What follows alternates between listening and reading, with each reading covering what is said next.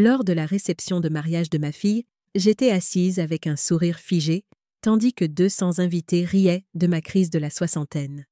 Mais ils n'avaient aucune idée de qui ils se moquaient réellement. La personne la plus puissante dans cette salle de banquet n'était ni le patron du marié, ni aucun des cadres à la table 6. C'était moi. La femme de 60 ans que tout le monde pensait juste jouer à l'entrepreneuse. Quand la vérité a finalement éclaté, la salle est passée des éclats de rire au silence complet en exactement 30 secondes. Je suis heureuse que vous soyez là. Suivez mon histoire jusqu'au bout et commentez la ville d'où vous regardez. Ce qui s'est passé ensuite a changé à jamais toute la dynamique de ma famille. Je fixais la dernière boîte de fournitures de bureau, soigneusement emballée et étiquetée. Hélène, 30 ans. 30 ans dans la même entreprise se terminait par un entretien de départ de 15 minutes et une boîte en carton. « Nous restructurons », avait-il dit. Ce qu'il voulait dire, c'était « Nous remplaçons les employés plus âgés par des plus jeunes et moins chers ». Je m'appelle Hélène Dubois et à 60 ans, je me suis retrouvée au chômage, fraîchement divorcée et complètement perdue quant à ce que j'allais faire du reste de ma vie. Le divorce n'avait pas été mon choix non plus. Gérard, mon mari depuis 3 décennies, avait décidé que la planification de sa retraite signifiait échanger son ancien modèle contre un plus récent, en l'occurrence, sa professeure de yoga de 45 ans. « Je dois vivre ma meilleure vie », m'avait-il dit, comme si nos 30 ans passés ensemble avaient été les pires. Je me tenais dans mon petit appartement, entourée de boîtes contenant les fragments de ce qui avait été ma vie. Le loyer était raisonnable, mais ce n'était pas chez moi. Plus rien ne ressemblait à un foyer. Mon téléphone a vibré. Un SMS de ma fille, Chloé. « Maman, n'oublie pas qu'on dîne avec les parents de Lucas vendredi. S'il te plaît, ne parle pas de ta recherche d'emploi. C'est embarrassant. » J'ai posé le téléphone sans répondre. Chloé avait 32 ans, était fiancée à Lucas Moreau et s'inquiétait constamment que je puisse ternir son image si soigneusement construite. Elle travaillait dans la publicité, créant des versions parfaites de vies imparfaites. Parfois, je me demandais si je n'étais pas juste un autre projet qu'elle devait gérer. J'ai pris la photo encadrée de la remise de diplôme de Chloé. J'avais été si fière ce jour-là, responsable de bureau le jour, mère la nuit. J'avais fait des heures supplémentaires pendant des années pour aider à payer ses études. Gérard avait été là aussi, avant de décider que la famille était trop banale pour lui. Et maintenant, Hélène ? Ai-je demandé à mon reflet dans le miroir de la salle de bain. Des cheveux gris que je refusais de teindre, des rides du sourire qui racontaient des histoires de joie et de peine, et des yeux qui contenaient encore une étincelle qui me surprenait même moi. Cette étincelle était sur le point d'allumer quelque chose que je n'aurais jamais imaginé. Mon indemnité de licenciement n'était pas énorme, mais combinée à mes économies, elle me donnait environ 6 mois de marge de manœuvre financière.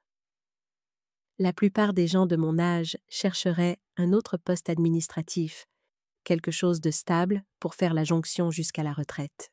Mais assise à ma petite table de cuisine ce soir-là, calculatrice à la main, j'ai fait un choix différent. « Has Entreprise », ai-je écrit en haut d'une page blanche, « Hélène Dubois Entreprise ». Pas très créatif peut-être, mais c'était à moi. Après 30 ans à faire tourner les affaires des autres sans accroc, j'en savais plus sur les opérations et l'efficacité que la plupart des consultants aux diplômes prestigieux. Mes mains tremblaient légèrement tandis que je rédigeais mon plan d'affaires. Non pas de peur, mais d'une étrange excitation électrique que je n'avais pas ressentie depuis des décennies. Ce n'était pas une crise de la soixantaine, comme ma fille l'appellerait bientôt. C'était le début du chapitre le plus satisfaisant de ma vie. Et je me suis juré que personne ne me dirait plus jamais ce que je pouvais ou ne pouvais pas accomplir. Mon appartement semblait soudain moins un refuge de défaite qu'un quartier général naissant, un centre de commandement pour une campagne que personne d'autre ne voyait venir. Chaque boîte de carton n'était plus un vestige d'un passé démantelé, mais plutôt une brique en attente d'être posée pour une nouvelle fondation. L'odeur de carton et de poussière se mêlait à l'arôme de café frais, le carburant de ma révolution silencieuse. J'ai commencé petit, très petit. Mon premier client fut la boulangerie en difficulté au coin de la rue. La propriétaire, Marthe, se noyait dans la paperasse et perdait de l'argent malgré le meilleur pain au levain de la ville. Le lieu sentait divinement bon le pain chaud et la levure, mais l'air était lourd du désespoir silencieux de Marthe. Son visage, habituellement enfariné et souriant, était marqué par des nuits blanches, passées à s'inquiéter de ses factures. « Je ne sais pas si je peux me permettre une consultante », m'a-t-elle avoué, ses mains tordant nerveusement un torchon. « La première consultation est gratuite », ai-je dit avec plus de confiance que je n'en ressentais. « Si je ne trouve pas des moyens de vous faire économiser au moins 3 fois mes honoraires, vous ne payez rien. » C'était un pari audacieux, mais je savais, après avoir observé sa boutique pendant des années en tant que cliente, que les inefficacités étaient moins criantes. 2 semaines plus tard, la boulangerie de Marthe avait un système de commande rationalisé, un gaspillage réduit de près de 40% et une nouvelle méthode de comptabilité qui a révélé qu'elle sous-facturait considérablement ses articles de spécialité, en particulier ses viennoiseries artisanales qui attiraient les gens de tout le quartier. Elle est devenue ma première réussite et ma plus enthousiaste source de recommandations. En 3 mois, j'avais 6 petites entreprises comme clientes. Rien de glamour. Une boulangerie, une entreprise de plomberie, un petit cabinet d'avocats, une boutique locale, un restaurant familial et un service d'aménagement paysager. Mais ils étaient tous des clients payants. Et je gagnais en fait plus d'argent qu'en tant que responsable de bureau. Le problème n'était pas mon entreprise. Le problème était que personne dans ma famille ne la prenait au sérieux. « Maman, tu as 60 ans, pas 23, » a dit Chloé en picorant sa salade lors de notre déjeuner mensuel. « Ne devrais-tu pas penser à la retraite au lieu de jouer à la fondatrice de start-up » Nous étions assises dans un restaurant hors de prix qui avait choisi le genre avec des portions minuscules et des prix énormes. Je pouvais presque la voir calculer mentalement la part de l'addition que je pouvais me permettre de couvrir. « Je ne joue à rien », ai-je répondu en gardant ma voix égale. « Mon entreprise de conseil se porte bien. J'ai déjà 6 clients. 6 petites boutiques locales qui te paient probablement quelques centaines d'euros chacune, » a-t-elle soupiré dramatiquement. « Je m'inquiète pour toi, c'est tout. Le remariage de papa a clairement déclenché quelque chose. C'est normal d'admettre que tu as du mal. » « Cela n'a rien à voir avec ton père, » ai-je dit, bien que le mépris m'ait piqué. Et ces petites boutiques locales, comme tu les appelles, sont des entreprises légitimes qui apprécient mon expertise. Chloé a tendu la main sur la table et a tapoté la mienne avec condescendance. « Bien sûr qu'elles le font, maman. Je suis sûre que tu es très utile avec leur système de classement ou je ne sais quoi. Je ne veux juste pas que tu te fasses de faux espoirs, que cela va se transformer en une grande carrière. Certains rêves ont des dates de péremption, tu sais. » J'ai retiré ma main, ressentant un mélange familier de blessure et de frustration. Quand ma fille accomplie et intelligente était-elle devenue si méprisante à mon égard? Le regard dans ses yeux n'était pas de la méchanceté, mais une sorte de pitié exaspérée, comme si elle avait affaire à un enfant têtu. Elle ne voyait pas la femme qui avait jonglé avec un travail à plein temps, des prêts étudiants et les crises de son adolescence. Elle voyait une coquille vide, une relique d'une vie antérieure, essayant maladroitement de remplir ses journées. « Comment avancent les préparatifs du mariage ?» m'ai-je demandé, changeant de sujet pour quelque chose où elle respectait réellement mon opinion. Son visage s'est illuminé. « Merveilleusement bien. Nous avons trouvé le lieu parfait, la Bastide dorée. des lustres en cristal, des baies vitrées donnant sur un jardin. C'est absolument magnifique. Ça a l'air charmant, ai-je dit sincèrement, et probablement très cher. Son sourire a légèrement vacillé. Eh bien, oui, mais Lucas a eu cette promotion chez Innov Santé Tech et nous avons économisé. En plus, papa a dit qu'il contribuerait. Bien sûr, il l'avait fait. L'argent de la culpabilité de Gérard. La même culpabilité qui avait acheté une voiture de luxe à Chloé après qu'il nous ait quittés. J'aimerais aider aussi, ai-je proposé. Avec les frais du mariage? Maman, c'est gentil, mais nous connaissons ta situation. La pitié dans sa voix était insupportable. Ton règlement de divorce ne va pas durer éternellement. Tu devrais économiser cet argent. Mon entreprise se porte bien, ai-je répété. Mais elle était déjà passée à la discussion des arrangements floraux, me décrivant avec enthousiasme les pivoines et les roses qu'elle avait choisis, comme si ma contribution financière était une fantaisie qu'il valait mieux ignorer. La rencontre avec ma sœur Marguerite le week-end suivant a été encore pire. Une entreprise de conseil? Marguerite s'est moquée depuis son canapé de salon immaculé. À 57 ans, ma sœur cadette avait épousé un dentiste prospère et n'avait pas travaillé depuis. Hélène, sois sérieuse. Tu as raté ta chance de construire quelque chose il y a des décennies quand tu as décidé d'être responsable de bureau. J'ai décidé d'avoir un travail stable tout en élevant ma fille, ai-je corrigé. Et c'était admirable? A-t-elle dit sur un ton qui suggérait le contraire. Mais maintenant, tu dois être réaliste. Pourquoi ne pas trouver un autre poste administratif ou voir si Gérard peut augmenter ta pension alimentaire? Je ne veux pas de pension alimentaire, ai-je dit fermement. Et je ne veux pas d'un autre travail pour quelqu'un d'autre. Je suis douée dans ce que je fais.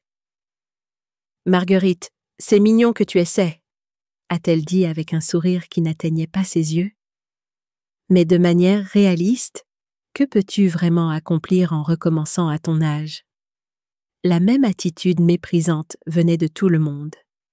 Mes amis, mes anciens collègues, même mes voisins. Ils voulaient tous bien faire, je suppose, mais leurs commentaires me blessaient profondément. Ça t'occupe, et c'est ce qui compte à ton âge. Tant que ça te rend heureuse, peu importe si ça réussit. C'est mieux que de rester à la maison à regarder la télé toute la journée, non? Chaque commentaire renforçait ce qu'ils pensaient tous, que j'étais une vieille femme divorcée et triste qui jouait à faire semblant pour éviter d'affronter la réalité. La vérité, que je construisais quelque chose de précieux, quelque chose qui utilisait des décennies de compétences durement acquises, ne correspondait pas à leur récit sur ce que les femmes de mon âge devraient de faire. Le pire coup est venu lorsque Lucas et Chloé m'ont invité à dîner pour rencontrer ses parents. Lucas avait 34 ans, était ambitieux et travaillait comme chef de projet chez Innov Santé Tech, une entreprise technologique de taille moyenne avec un potentiel de croissance. Il avait complètement charmé Chloé avec sa confiance et ses perspectives de carrière. Je devais admettre qu'il était poli et semblait sincèrement aimer ma fille, mais je sentais sous sa façade charmante une sorte de suffisance qui me mettait mal à l'aise. « Ma mère est aussi dans les affaires », a dit Chloé aux parents de Lucas autour d'un verre de vin. Elle s'essaie au conseil. Le terme « s'essaie » m'a fait grincer des dents, comme si je trempais un orteil dans l'eau pour en tester la température. « Comme c'est intéressant », a répondu poliment la mère de Lucas, une femme élégante nommée Isabelle. Quel genre de conseil? Avant que je puisse répondre, Chloé est intervenue. Oh, elle aide les petites entreprises locales avec leurs opérations, leur système de classement, la comptabilité de base, ce genre de choses. Elle a fait un geste vague de la main, comme pour balayer l'insignifiance de tout cela. La mère de Lucas a pris sa retraite de l'enseignement en CM2 l'année dernière. a dit le père de Lucas, Jean-Pierre. Elle s'est mise à l'aquarelle. C'est si important d'avoir des passe-temps à ce stade de la vie. J'ai souri crispé, prenant une grande gorgée de mon vin. Je me sentais piégée, cataloguée comme une retraitée typique se cherchant une occupation. Lucas a croisé mon regard de l'autre côté de la table. Chloé a mentionné que vous aidiez quelques boutiques locales avec leur paperasse, a-t-il demandé. C'est vraiment gentil de votre part. En fait, ai-je commencé, déterminée à corriger la fausse représentation de mon travail. Je fournis des services de conseil opérationnel complets qui aident les entreprises à optimiser leur efficacité et leur rentabilité. Mes clients ont vu une augmentation moyenne de 20% de leur chiffre d'affaires après avoir mis en œuvre mes recommandations. Il y a eu une pause gênante avant que Lucas ne glousse. Eh bien, ça a l'air très professionnel. Bravo à vous de rester active. Rester active. Comme si je faisais de l'aquagym au club des aînés. Plus tard dans la soirée, alors que Chloé me raccompagnait à ma voiture, elle a sifflé. « Maman, pourrais-tu, s'il te plaît, ne pas faire comme si tu dirigeais un grand cabinet de conseil? C'est embarrassant. Ce qui est embarrassant, c'est que tu dénigres mon travail. » ai-je répondu, laissant enfin ma frustration transparaître. « Pourquoi ne peux-tu pas simplement me soutenir? » Je te soutiens. J'essaie de t'empêcher de paraître ridicule devant la famille de Lucas. Tu agis comme si tu étais une grande consultante alors que tu aides Marthe à organiser ses recettes de muffins. J'ai complètement restructuré les opérations commerciales de Marthe et augmenté son chiffre d'affaires de 30%. Ai-je dit, ma voix montant malgré mes efforts pour rester calme. « Maman, » a dit Chloé, sa voix s'adoucissant pour prendre ce ton condescendant que je commençais à détester. « Je sais que tu veux te sentir à nouveau importante depuis que papa est parti. Je comprends. Mais tu dois accepter où tu en es dans la vie. Tu es une femme de 60 ans sans expérience des affaires qui repart de zéro. C'est normal d'avoir des objectifs modestes. » Je suis montée dans ma voiture sans répondre, des larmes brûlant derrière mes yeux. Le pire, ce n'était pas que ma fille ne croyait pas en moi. Le pire, c'était que le doute de tout le monde commençait à s'infiltrer dans mon propre esprit. Peut-être qu'ils avaient raison. Peut-être que j'étais ridicule. J'ai conduit jusqu'à la maison en mode automatique, les lumières de la ville se brouillant à travers mes larmes. L'humiliation était une boule serrée dans ma gorge. Ce n'était pas seulement la condescendance de Chloé, mais la réalisation qu'elle me voyait, sa propre mère, comme un échec, une cause perdue. Mon succès naissant, tangible et mesurable, était invisible pour elle, éclipsé par ses propres préjugés sur l'âge et le statut. 2 jours après ce dîner désastreux, j'ai reçu un email qui a tout changé. Madame Dubois, Maître Thomas Klein du cabinet d'avocats Rivière m'a recommandé vos services. Nous rencontrons des difficultés opérationnelles importantes et nous aurions besoin de votre expertise. Seriez-vous disponible pour une consultation cette semaine? Jacques Martin, directeur des opérations, Innov Santé Tech. Innov Santé Tech, l'entreprise de Lucas. Mon cœur s'est emballé alors que je lisais l'email 2 fois de plus pour m'assurer que je n'imaginais pas. Maître Klein, l'avocat dont j'avais aidé à rationaliser le petit cabinet, m'avait apparemment recommandé à un bien plus gros poisson. J'ai failli appeler Chloé pour partager la nouvelle, mais je me suis retenue. Elle supposerait probablement que j'exagérais ou que ce n'était qu'un petit contrat de conseil pour organiser le placard à fourniture ou quelque chose d'aussi banal. Au lieu de cela, j'ai passé la soirée à rechercher tout ce que je pouvais sur Innov Santé Tech. Fondée il y a 8 ans, l'entreprise avait développé un logiciel prometteur pour le secteur de la santé, mais luttait contre des problèmes de mise à l'échelle. Leurs évaluations sur les sites d'emploi mentionnaient un chaos opérationnel et une désorganisation de la direction. Des problèmes de croissance classiques que j'avais vus des dizaines de fois auparavant, mais à plus grande échelle. J'ai rencontré Jacques Martin dans un café, choisissant délibérément un terrain neutre plutôt que leur bureau, où je pourrais tomber sur Lucas. À 55 ans, Martin avait l'air las d'un cadre essayant de jongler avec trop de choses à la fois. « Maître Klein ne tarit pas d'éloges à votre sujet », a-t-il dit après les présentations. Il a dit que vous aviez transformé les opérations de son cabinet en quelques semaines seulement. « J'apprécie la recommandation », ai-je répondu professionnellement. « Parlez-moi des défis auxquels vous êtes confrontés chez Innov Santé. » Pendant l'heure qui a suivi, Martin a détaillé des problèmes qui étaient des cas d'école de mise à l'échelle, des départements travaillant en silo, des processus incohérents, des problèmes d'allocation des ressources et des ruptures de communication. J'ai écouté attentivement, prenant des notes et posant des questions de clarification. Ce qui me frappe, ai-je dit quand il a terminé, c'est que ce ne sont pas des problèmes techniques.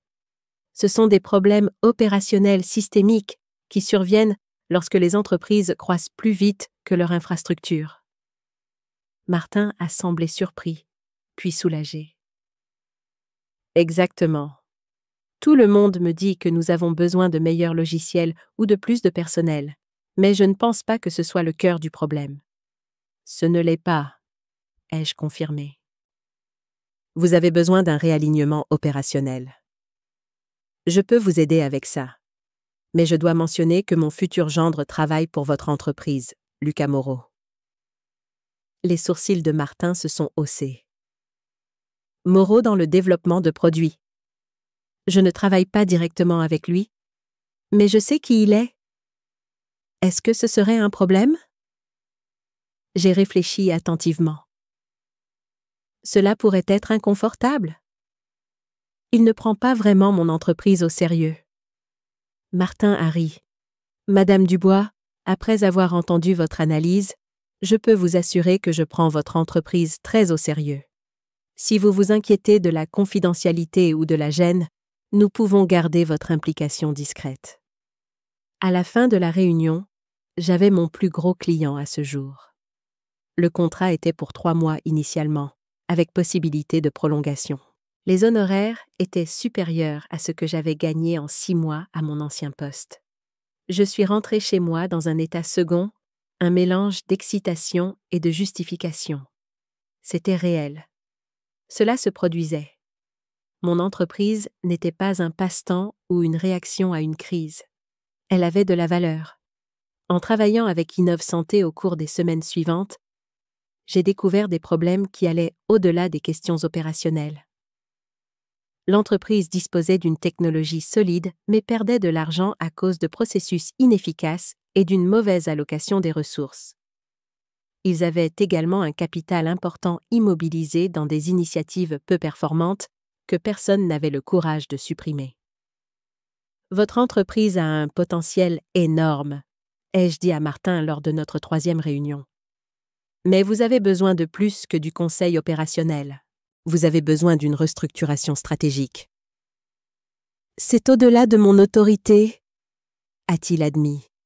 Notre PDG se concentre sur le développement de produits, pas sur les opérations. Et nos investisseurs commencent à s'impatienter. Je suis rentrée chez moi ce soir-là et j'ai fait quelque chose d'audacieux. J'ai pris la moitié de l'argent de mon règlement de divorce que j'avais économisé pour ma retraite et j'ai acheté des actions d'Innov Santé Tech. L'entreprise était cotée en bourse, mais sous-évaluée en raison de ses difficultés opérationnelles. Si mon évaluation était correcte, ces actions vaudraient beaucoup plus une fois que l'entreprise aurait remis de l'ordre dans ses affaires. Ce à quoi je ne m'attendais pas, c'était de recevoir un appel du PDG d'Innov Santé la semaine suivante. « Madame Dubois », a dit la voix au téléphone. « Ici, David Renaud, PDG d'Innov Santé Tech. Je crois comprendre que vous avez travaillé avec Jacques sur nos défis opérationnels. » « C'est exact, » ai-je répondu, essayant de garder ma voix stable. « Jacques m'a fait part de certaines de vos recommandations. Elles sont très pertinentes. J'aimerais que nous nous rencontrions pour discuter d'un engagement plus large. » Cette réunion en a entraîné une autre, puis une autre. j'ai présenté un plan complet de restructuration des opérations d'Innov-Santé, de suppression des initiatives peu performantes et de réaffectation des ressources à leurs produits les plus prometteurs. Renault a été suffisamment impressionné pour prolonger mon contrat et élargir mon champ d'action. Ce qu'aucun d'eux ne savait, ni Renault, ni Martin, et certainement pas Lucas, c'est que je continuais à acheter des actions d'Innov-Santé chaque fois que je pouvais me le permettre. Au bout de 2 mois, j'avais investi près de 200 000 € dans l'entreprise. C'était risqué, mais je croyais en ma propre évaluation. La partie la plus étrange était de mener cette double vie. Chez Innov-Santé, j'étais respectée en tant que consultante compétente, apportant des améliorations significatives à leur entreprise. À la maison, j'étais toujours la vieille dame délirante, avec son petit passe-temps mignon. « Comment va le conseil, maman ?» a demandé Chloé lors d'un de nos appels téléphoniques de plus en plus rares. Son ton suggérait qu'elle s'enquérait d'un stand de limonade d'enfants. « Ça va bien », ai-je simplement répondu. « J'ai trouvé quelques nouveaux clients. »« C'est bien. » Écoute, à propos du mariage, le patron de Lucas sera là avec quelques cadres de son entreprise. S'il te plaît, ne leur parle pas de ton conseil. Ce sont des gens d'affaires sérieux. J'ai mordu ma langue pour ne pas rire de l'ironie. Je ne te mettrai pas dans l'embarras, Chloé. Il ne s'agit pas d'embarras, a-t-elle insisté, bien que nous sachions toutes les deux que c'était exactement ça. C'est juste que ces gens traitent avec de grandes entreprises. Je ne veux pas qu'ils te traitent avec condescendance à propos de ta petite affaire. Si seulement elle savait. La dissonance entre ma vie professionnelle et la perception de ma famille était devenue un gouffre. Les jours de semaine, je dirigeais des réunions de stratégie avec des cadres supérieurs, analysant des bilans et prenant des décisions qui affectaient des centaines d'employés. Les week-ends, je devais écouter ma propre fille m'expliquer patiemment les bases du monde des affaires, comme si j'étais une enfant. C'était une performance épuisante, un acte de jonglage constant entre la femme d'affaires puissante et la mère inoffensive et un peu perdue que ma famille s'attendait à ce que je sois. 6 mois après le début de mon activité de conseil, un événement inattendu s'est produit. Innov-Santé Tech a reçu une offre d'acquisition d'une plus grande entreprise technologique. L'offre était décente, mais sous-évaluait le potentiel de l'entreprise. Un potentiel que je savais exister parce que j'avais passé des mois à le déterrer et à le nourrir. « Nous sommes enclins à accepter », m'a dit Renault lors d'une réunion d'urgence. Le conseil d'administration estime que c'est la meilleure option compte tenu de notre historique de performance irrégulière. Vous laisseriez de l'argent sur la table, ai-je dit sans détour. Avec les améliorations opérationnelles que nous avons mises en œuvre et le recentrage sur vos produits phares, Innov-Santé est sur le point de connaître une croissance significative. Cette offre est opportuniste. Ils essaient de vous acheter à votre point de transition, pas à votre point d'arrivée. Renault a soupiré. Même si vous avez raison, nous n'avons pas beaucoup d'options. Nos investisseurs actuels veulent une sortie, pas plus de promesses. Je suis rentré chez moi ce soir-là et j'ai pris la plus grande décision de ma vie. J'ai appelé ma banque, liquidé le reste de mes économies pour la retraite et contracté un prêt sur ma modeste police d'assurance vie. Puis, j'ai appelé Renault avec une contre-offre. Et si j'apportais de nouveaux investissements pour racheter vos investisseurs impatients, le conseil d'administration envisagerait-il de rester indépendant avec de nouveaux partenaires financiers? Renault a été choqué. Représentez-vous d'autres investisseurs? En quelque sorte, ai-je dit prudemment. J'ai été consultante pour diverses entités financières. Ce n'était pas entièrement faux. J'avais ajouté 2 sociétés de gestion de patrimoine à ma liste de clients. Nous l'envisagerions certainement, a dit Renault avec prudence. En combien de temps pourriez-vous arranger cela? Donnez-moi 1 semaine, ai-je répondu avec beaucoup plus de confiance que je n'en ressentais. Cette semaine a été un tourbillon de réunions, d'appels téléphoniques et de paperasse. J'ai contacté tous les contacts professionnels que j'avais noués au cours des 6 derniers mois, y compris les sociétés de gestion de patrimoine. J'ai créé un véhicule d'investissement formel, HE Capital, et j'ai élaboré une proposition détaillée qui montrait la valeur potentielle d'Innov Santé avec des améliorations opérationnelles continues. À ma grande surprise, plusieurs de mes clients étaient intéressés à participer en tant qu'investisseurs minoritaires. Ils avaient vu comment mon conseil avait amélioré leurs propres entreprises et étaient prêts à parier sur mon évaluation d'Innov Santé. Avec leur contribution et mes économies de toute une vie, HE Capital a fait une offre formelle pour racheter les investisseurs agités d'Innov Santé. Le conseil d'administration a accepté du jour au lendemain. Je suis passée de consultante à actionnaire majoritaire d'une entreprise technologique. J'ai insisté pour que mon rôle reste officiellement discret. HE Capital était l'investisseur et je continuais en tant que consultante opérationnelle.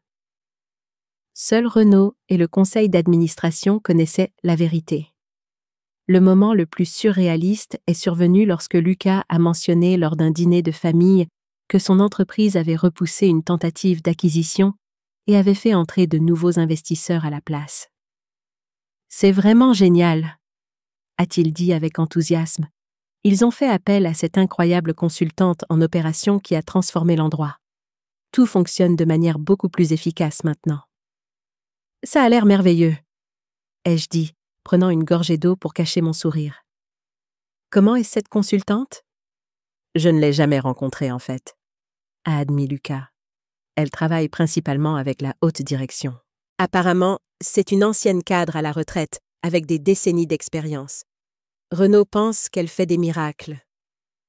Chloé a levé les yeux au ciel. Eh bien, tant mieux pour elle. Maman fait aussi du conseil, tu sais? C'est vrai, a dit Lucas rapidement. Comment ça se passe avec les entreprises locales? Ça va bien, ai-je répondu, ravalant à la fois ma fierté et l'envie de lui dire la vérité. J'ai élargi ma base de clients. C'est super, Hélène, a dit Lucas avec le même ton qu'il utiliserait pour féliciter un enfant pour un dessin au crayon. C'est si important de rester active à votre âge. J'ai changé de sujet, posant des questions sur les préparatifs du mariage, tout en célébrant silencieusement à quel point il me sous-estimait complètement. Cette conversation était un microcosme de ma nouvelle réalité. J'étais le fantôme dans la machine, la main invisible qui guidait l'entreprise où mon propre gendre travaillait, et il n'en avait pas la moindre idée. Il me décrivait, sans le savoir, comme une figure quasi mythique, une ancienne cadre dont la compétence était légendaire au sein de l'entreprise, tout en me traitant, moi, la vraie personne assise en face de lui, comme une débutante bien intentionnée. Au cours de l'année suivante, j'ai utilisé Innov Santé comme plateforme pour construire quelque chose de plus grand. Avec les améliorations opérationnelles que j'ai mises en œuvre, la valeur de l'entreprise a considérablement augmenté. J'ai utilisé cette valeur accrue pour obtenir des prêts et faire des acquisitions stratégiques d'entreprises complémentaires. La première fut Quantum Solutions, une société d'analyse de données qui complétait parfaitement le logiciel de santé d'Innov Santé. Puis vint Dataflow Systems, qui avait une excellente technologie, mais une mauvaise gestion. Pour chaque acquisition, j'ai suivi le même schéma. Améliorer les opérations, réduire le gaspillage, se concentrer sur les points forts et intégrer efficacement avec les participations existantes. J'ai mis en place une équipe de direction de confiance qui connaissait ma véritable identité, mais préservait ma vie privée vis-à-vis du monde extérieur. HE, entreprise, était une société d'investissement mystérieusement prospère, avec une capacité étonnante à redresser les entreprises technologiques en difficulté. 18 mois après avoir démarré ma petite entreprise de conseil, j'avais acquis 6 entreprises, constitué un portefeuille d'affaires de 50 millions d'euros et employais plus de 400 personnes dans plusieurs régions. Tout cela pendant que ma propre famille continuait de penser que j'aidais les boutiques locales avec leur système de classement. La situation devenait de plus en plus absurde. Lors d'un dîner célébrant la promotion de Lucas, une promotion que j'avais discrètement recommandée à Renaud, ma fille et mon gendre ont passé 20 minutes à m'expliquer des concepts commerciaux de base, comme si j'étais une enfant. Tu vois, maman, les entreprises ont ce qu'on appelle des objectifs trimestriels, a expliqué Lucas, un verre de vin à la main. Quand tu les atteins, c'est bon pour ta carrière.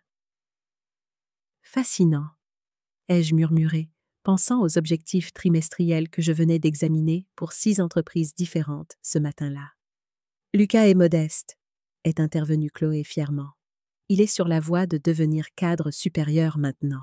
Son nouveau projet pourrait transformer toute la division santé de l'entreprise. Le projet de la division santé avait en fait été mon idée, suggérée à Renaud comme un moyen de mettre en valeur les compétences de Lucas. Non pas parce qu'il était mon futur gendre, mais parce qu'il était vraiment talentueux, malgré sa condescendance. C'est merveilleux, ai-je dit sincèrement. Je suis très fière de toi, Lucas. Merci, Hélène, a-t-il souri avec indulgence. Peut-être qu'un jour, je pourrai te donner quelques conseils pour ton entreprise de conseil. J'ai failli m'étouffer avec mon vin. À l'approche du mariage, l'absurdité de ma situation s'est intensifiée. Chloé m'a averti à plusieurs reprises de ne pas discuter de ma petite affaire avec les collègues de Lucas, qui seraient présents, dont beaucoup travaillaient désormais pour des entreprises que je possédais.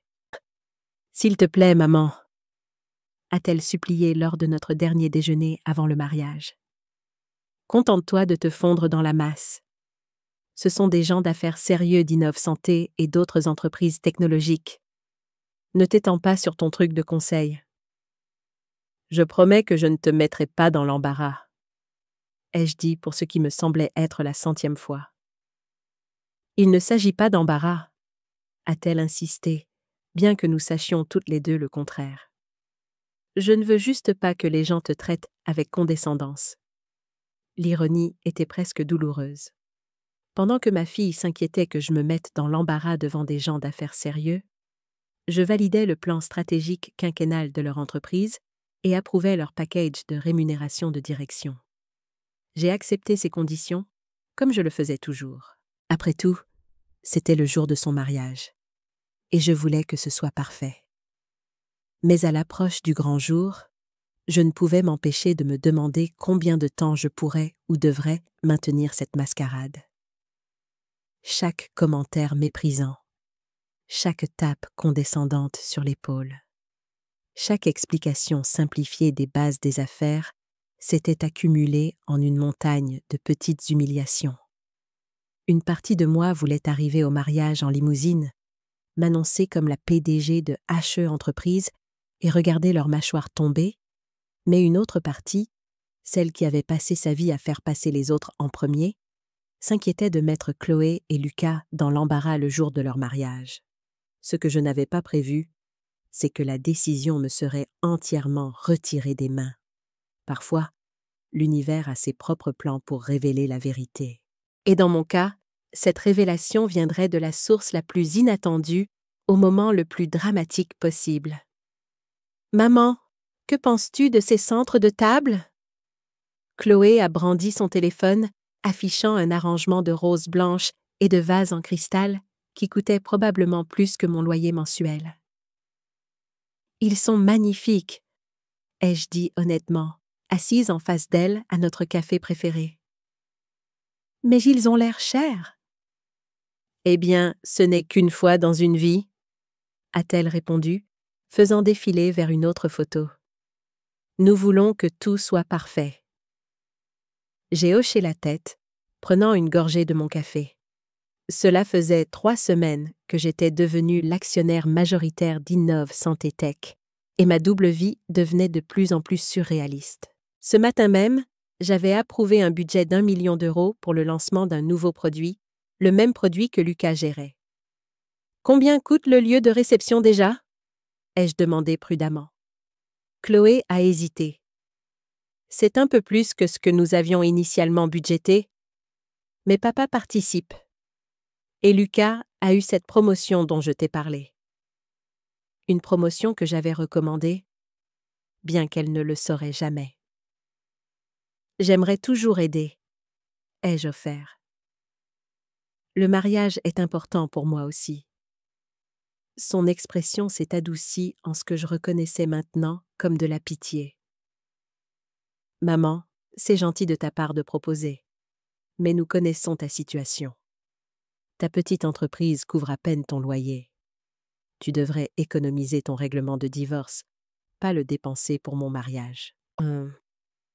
Ma petite entreprise venait d'acquérir sa deuxième société la semaine précédente, Quantum Solutions, une société d'analyse de données qui complétait parfaitement le logiciel de santé d'Innov Santé. L'acquisition avait fait les gros titres de plusieurs publications de l'industrie, mais heureusement sans me mentionner personnellement. En fait, ai-je dit prudemment, mon conseil se porte plutôt bien. Je peux me permettre de contribuer. Chloé m'a jeté ce regard, celui qui disait qu'elle me faisait plaisir. Si tu insistes, tu pourrais peut-être t'occuper du dîner de répétition. C'est à l'Ambroisie, donc probablement autour de 5 000 €. 5 000 € pour un dîner. Pendant ce temps, j'avais autorisé un budget d'acquisition de 10 millions d'euros ce matin-là au petit déjeuner. Je peux le faire, ai-je dit. Et j'aimerais aussi contribuer aux frais principaux du mariage. Que dirais-tu que je paie la moitié? Chloé a failli s'étouffer avec son café au lait. La moitié? Maman, le mariage coûte près de 80 000 €. Il n'y a aucun moyen que tu puisses te permettre 40 000 €. J'ai économisé, ai-je dit simplement. Avec quoi? Ta retraite? Absolument pas. Je ne te laisserai pas dépenser ta sécurité future pour mon mariage. Son ton était ferme mais gentil, ce qui, d'une certaine manière, rendait les choses pires. Peut-être que tu pourrais t'occuper des fleurs? C'est environ 3 000 €. Je voulais lui dire la vérité. Je voulais lui expliquer que 40 000 € était une somme dérisoire par rapport à ce que je valais maintenant. Mais le mariage n'était que dans 2 mois, et j'avais gardé mon secret si longtemps. Mieux valait attendre après la célébration pour avoir cette conversation particulière. D'accord, ai-je concédé. Je m'occuperai des fleurs. Ce que Chloé ne savait pas, c'est que j'avais déjà pris des dispositions pour payer le solde du lieu de réception de manière anonyme en acheminant le paiement par l'intermédiaire d'une société écran pour qu'il semble provenir de la contribution de Gérard. Il connaissait la vérité. Il était le seul membre de la famille à qui j'avais parlé de mon succès, principalement parce que j'avais besoin de sa coopération à des fins fiscales. « Ne le dis pas à Chloé », l'avais-je prévenu lors de notre bref appel téléphonique. Laisse-la avoir son jour de mariage parfait sans complications. Gérard avait ri. Elle ne me croirait pas de toute façon. Notre fille a une idée très arrêtée de qui tu es, Hélène. C'était un euphémisme. À l'approche de la date du mariage, la liste des choses que je n'étais pas censée faire ou dire s'allongeait. Ne pas parler de mon entreprise. Ne pas m'habiller de manière trop voyante. Ne pas essayer de ressauter avec les collègues de Lucas. Contente-toi de te fondre dans la masse, maman, m'a instruit Chloé lors du dîner de répétition que j'avais discrètement payé en totalité. Monsieur Martin sera là avec sa femme, plus un tas de gens d'Innov Santé et d'autres entreprises technologiques. Ce sont des gens d'affaires sérieux, alors s'il te plaît, ne t'étends pas sur tes petits projets. J'ai failli éclater de rire. Jacques Martin me rendait directement des comptes maintenant, bien qu'à travers suffisamment de couches hiérarchiques pour qu'il ne le sache pas. Ce matin même, j'avais examiné les indicateurs de performance trimestrielle de son département. Je serai sage comme une image, ai-je promis, ravalant ma fierté pour ce qui me semblait être la 1000e fois. C'est ton jour, pas le mien. L'expression de Chloé s'est adoucie. Je sais que j'ai été intense à propos du mariage. Je veux juste que tout soit parfait. Ce le sera, l'ai-je assuré. Ce que je ne lui ai pas dit, c'est que j'avais examiné la liste des invités avec une préoccupation croissante. Près d'un quart des participants travaillaient pour des entreprises qui faisaient maintenant partie de mon portefeuille en pleine croissance. Jacques Martin n'était que la partie émergée de l'iceberg. Les Lemoine de Quantum Solutions seraient là. Les Moreau de Dataflow Systems, ma plus récente acquisition.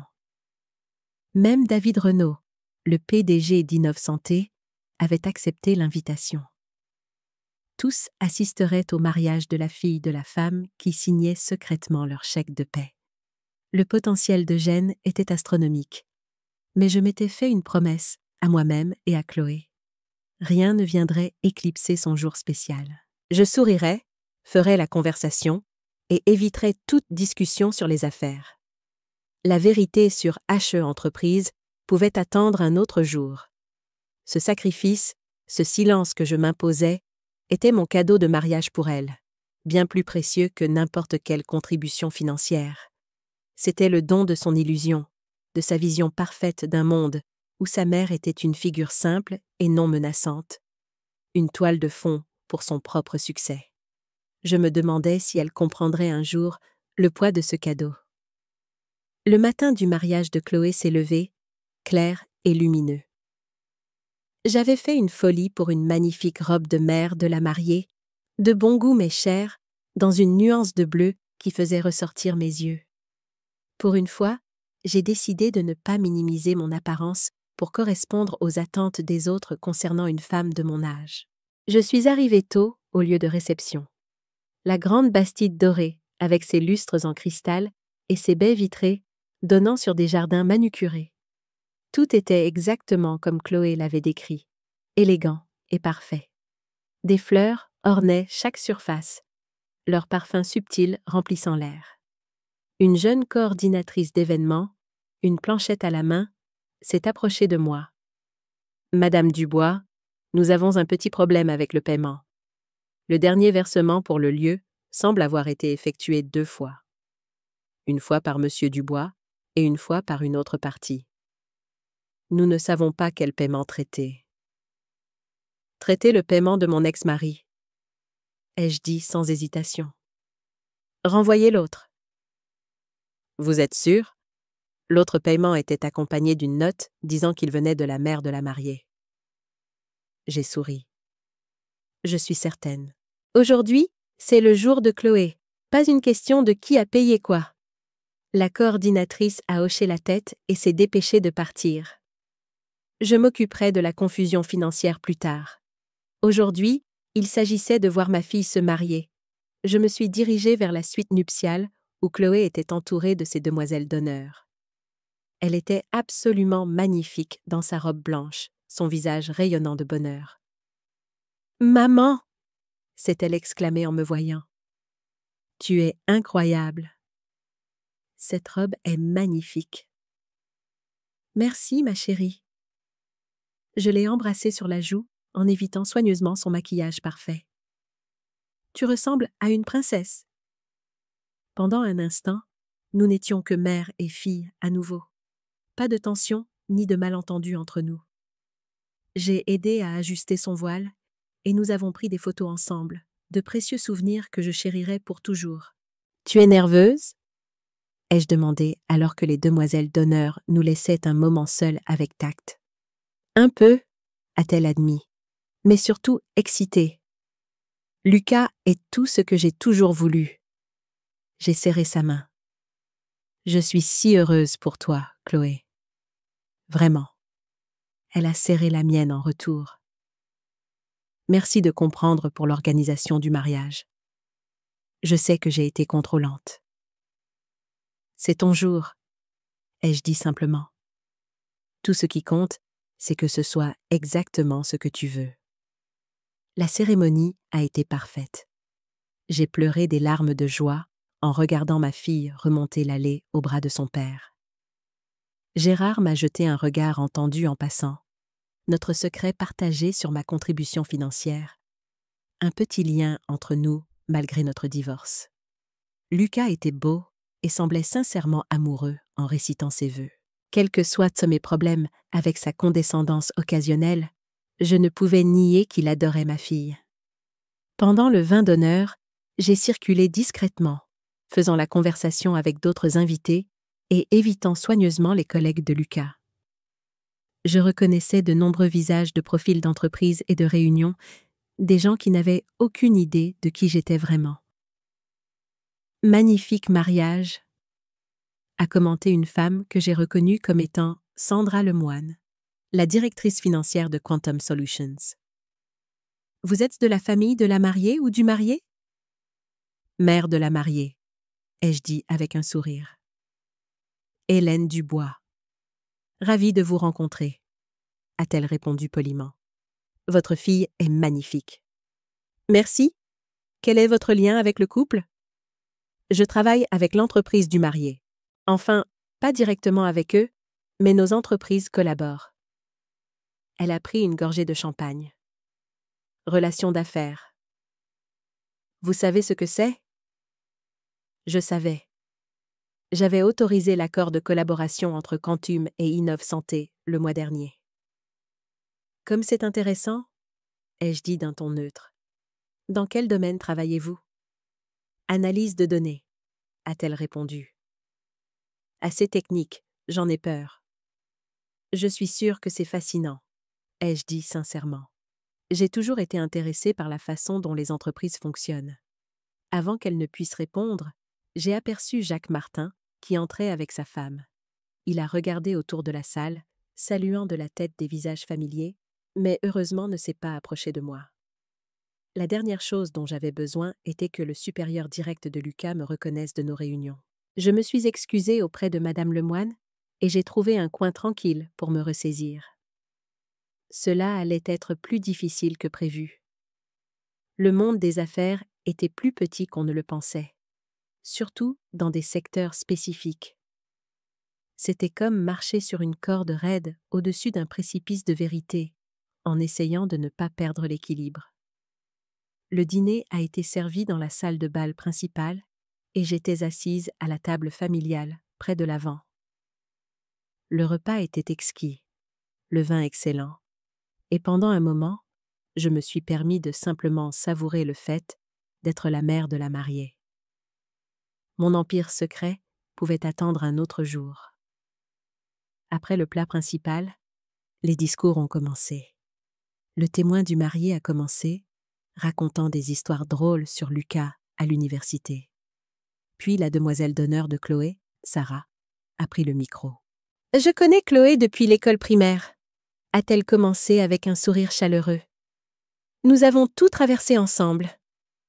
Les coupes de cheveux ratées, les petits amis encore pires, et maintenant, ce magnifique mariage. » La foule a ri avec appréciation. « Mais je dois parler de la famille de la mariée pendant 1 minute, » a poursuivi Sarah. « Surtout de la maman de Chloé, qui est un sacré personnage ces derniers temps. » Mon estomac s'est noué. Cela ne faisait pas partie du discours habituel de la demoiselle d'honneur. « Hélène traverse ce que j'imagine qu'on pourrait appeler une crise de la soixantaine, » a dit Sarah avec un grand sourire. Et le public a ri.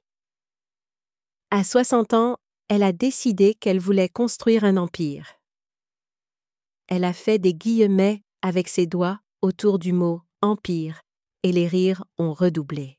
Je suis restée figée, mon sourire plaqué sur mon visage, tandis que mes entrailles se tordaient d'humiliation.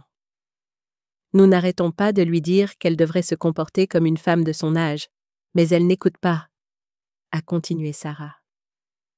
Elle essaie de rivaliser avec des gens qui ont la moitié de son âge dans les affaires. Plus de rire. Mais bon, au moins ça l'occupe au lieu de juste jardiner comme les mères normales de son âge, n'est-ce pas? La salle a éclaté de rire. 200 personnes, toutes en train de s'amuser d'une bonne blague à mes dépens. J'ai agrippé ma serviette sous la table, les jointures blanches, tout en maintenant mon sourire figé. Le pire n'était pas le discours de Sarah. Le pire, c'était de regarder le visage de Chloé pendant celui-ci. Elle n'était pas gênée ou n'essayait pas de l'arrêter. Elle riait aussi, hochant la tête comme si tout cela était parfaitement acceptable. Quand Sarah s'est assise sous les applaudissements, Chloé s'est levée pour faire son propre discours. Je pensais, j'espérais, qu'elle pourrait équilibrer les choses avec quelque chose de gentil à mon sujet. Au lieu de cela, elle en a rajouté une couche. « Merci pour ça, Sarah », a-t-elle dit dans le micro. Oui, ma mère a vraiment vécu une aventure ces derniers temps. La foule a de nouveau gloussé. Elle n'arrête pas d'insister sur le fait qu'elle est en train de construire un empire commercial, mais nous essayons juste de lui faire accepter que certains rêves ont des dates de péremption. Le couteau s'est enfoncé plus profondément. Quand on a plus de 60 ans, il est peut-être temps d'être réaliste sur ce que l'on peut réellement accomplir, a poursuivi Chloé. La salle a de nouveau éclaté de rire. Les collègues de Lucas étaient presque en larmes. Je pouvais voir Jacques Martin à sa table, secouant la tête avec un sourire amusé. Même les serveurs semblaient essayer de ne pas rire en ramassant les assiettes du dîner. « Mais nous soutenons le passe-temps de maman de toute façon », a terminé Chloé. Même si cela signifie l'écouter parler de réunions avec des clients et de stratégies commerciales comme si elle était une sorte de PDG. La façon dont elle l'a dit, avec une telle moquerie méprisante, a finalement brisé quelque chose en moi. Ce n'était pas seulement un manque de soutien. C'était cruel. Et cela se passait devant tous ceux qui comptaient pour la carrière de son nouveau mari. Des gens qui auraient pu être des contacts précieux pour ma véritable entreprise s'ils avaient connu la vérité. Alors que Chloé terminait son discours sous un tonnerre d'applaudissements, je me sentais complètement vaincue. J'ai décidé que j'avais eu assez d'humiliation pour une soirée. Je m'éclipserais discrètement après le dîner, prétextant peut-être un malaise. La dernière chose que je voulais, c'était de créer un drame le jour spécial de Chloé, même si mon cœur était complètement brisé. Mais le destin en avait décidé autrement. Après les discours, les invités ont commencé à s'approcher de ma table avec le genre de sympathie condescendante qui me donnait la chair de poule. « C'est bien de tenter quelque chose de nouveau à votre âge », a dit une des tantes de Lucas, me caressant l'épaule comme si j'étais une courageuse petite fille qui avait tenté de faire du vélo. « Il n'est jamais trop tard pour poursuivre ses rêves, même les plus petits », a ajouté un autre invité avec un sourire condescendant. Ma voisine a commencé à vendre des bijoux à 60 ans. Elle a gagné presque 300 € l'année dernière. Les collègues de Lucas étaient encore pires.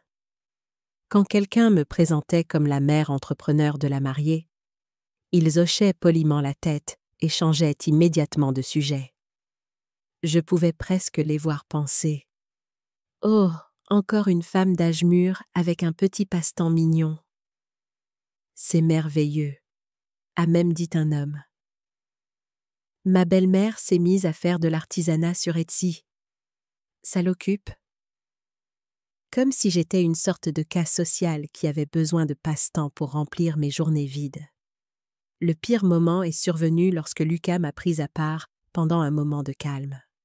« Hélène, merci d'avoir été si bonne joueuse à propos des discours », a-t-il dit en me tapotant le bras. Je sais que Chloé s'amusait juste, mais je ne voulais pas que vous vous sentiez mal à propos de votre truc de conseil. Mon truc de conseil ? Ai-je répété, contenant à peine mes émotions. Oui, vous savez, je veux dire, c'est super que vous restiez active et que vous essayiez de nouvelles choses, a-t-il poursuivi, inconscient de la situation. Mais j'espère que vous ne vous mettez pas trop la pression pour en faire quelque chose de grand. À votre âge, il s'agit vraiment plus de rester engagé que de construire une carrière, n'est-ce pas? Je l'ai regardé fixement. C'était mon gendre. C'était l'homme que ma fille avait choisi pour passer sa vie, et il me disait en gros de rester à ma place.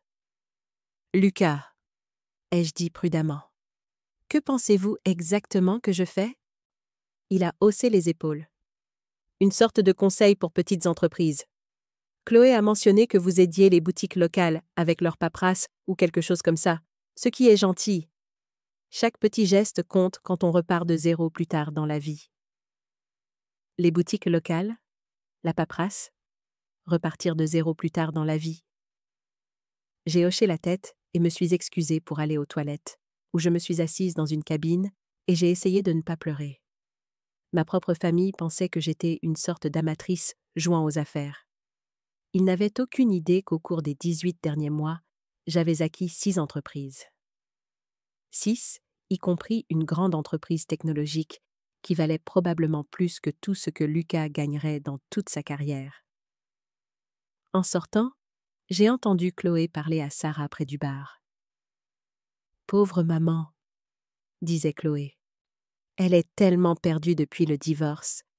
Tout ce truc d'entreprise, c'est juste sa façon de se sentir à nouveau importante. Nous n'avons pas le cœur de lui dire que ça ne deviendra jamais quelque chose de réel. » « C'est si triste, » a répondu Sarah.